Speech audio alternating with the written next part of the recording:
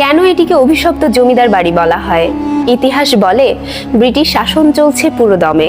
বাংলার জমি তখন ভাগাভাগি হয়ে যাচ্ছে ইংরেজ নীলকর আর জমিদারের হাতে।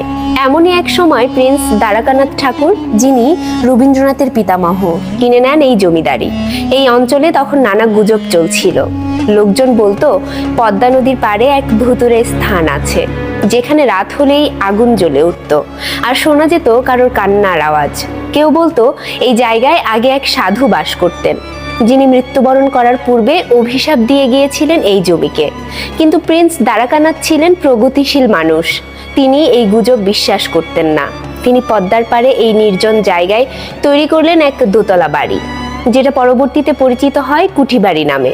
এর বছর কয়েক পর 1890 সাল এই কুঠিবাড়িতে এলেন এক তরুণ কবি, যিনি তখন নিজেকে খুঁজছিলেন। তিনি আর কেউ নন, রবীন্দ্রনাথ ঠাকুর।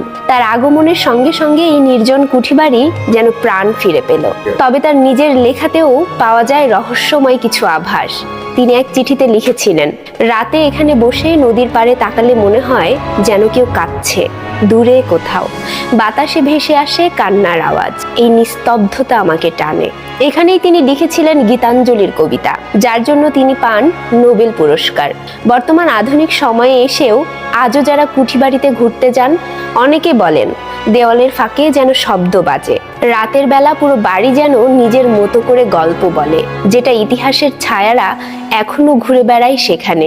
এটা কি শুধুই ইতিহাস, নাকি সত্যিই আছে কোনো রহস্য? আপনার মতে এই কুঠিবাড়ি কি শুধুই এক পুরনো জমিদার বাড়ি, নাকি এই বাড়ির দেয়ালে লুকিয়ে আছে এক অন্য জগতের গল্প? কমেন্টে জানাতে ভুলবেন না। এই ধরনের আর রহস্যময় ইতিহাস জানতে আমাদের সাথেই থাকুন।